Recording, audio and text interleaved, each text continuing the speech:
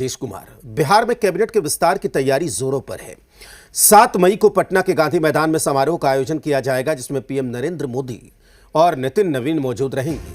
मंत्रिमंडल के विस्तार का फॉर्मूला भी लगभग तैयार हो चुका है। बीजेपी जेडीयू के हिस्से 14 मंत्री पद आ सकते हैं, जबकि एलजेपी-आर के खाते में 2 मंत्री पद मिलेंगे। वहीं हिंदुस्तानी अवाम मोर्चा और आरएलएम कोटे से एक मंत्री बनेंगे। इस रिपोर्ट में देखिए। राजधानी पटना के गांधी मैदान की ये तस्वीरें हैं। सम्राट चौधरी की सरकार के मंत्रिमंडल विस्तार की तैयारी जोरों पर है।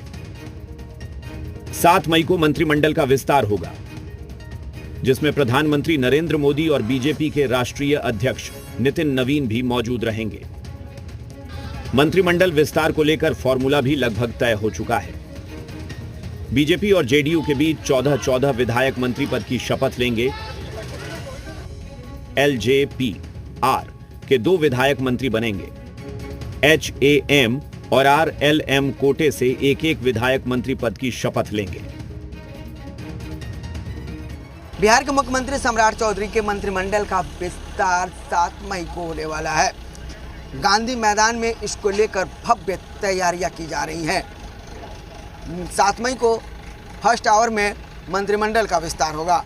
जहां तक फार्मूले की बात करें तो फार्मूला 14-2-1-1 रहेगा। गांधी मैदान में देखिए किस तरह से तैयारियां की जा रही हैं। तस्वीरें आपको दिखा रहे हैं।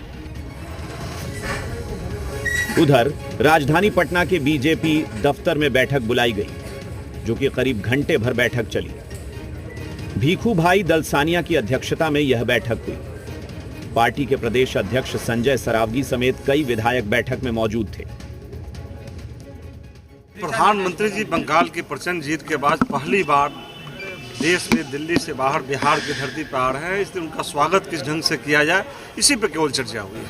मंत्रिमंडल में किन विधायकों का नाम नहीं, ये तो अब जानते हैं, कोई भारतीय जनता पार्टी का ही अपना एक तरीका है कि जिनको मंत्री बनना है वो कल शाम को ही उनको खबर जाएगी, उनको पता चलेगा कि कौन मंत्री बनेगा। मंत्रिमंडल के विस्तार को लेकर एनडीए के घटक दलों की प्रतिक्रिया भी सामने आई है। देखिए, मंत्रिपरिषद का विस्तार तो होना ही था। जब पहले चरण में माननीय मुख्यमंत्री और 2 माननीय उप मुख्यमंत्रियों का शपथ ग्रहण हुआ, तो ये बिल्कुल स्पष्ट था कि मंत्रिपरिषद का विस्तार शीघ्र होगा। अब ये 7 मई को इसके होने की संभावनाएं हैं। जब से नए मुख्यमंत्री सम्राट चौधरी जी ने शपथ ली है, तब से इस बात का इंतजार था कि कब पूरा मंत्रिमंडल शपथ लेगा।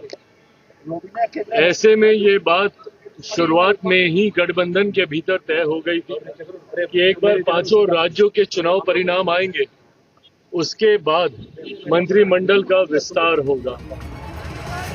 बंगाल के चुनाव में बीजेपी की प्रचंड जीत के बाद बिहार में मंत्रिमंडल का विस्तार हो रहा है और इसीलिए इस आयोजन को भव्य रूप दिया जा रहा है।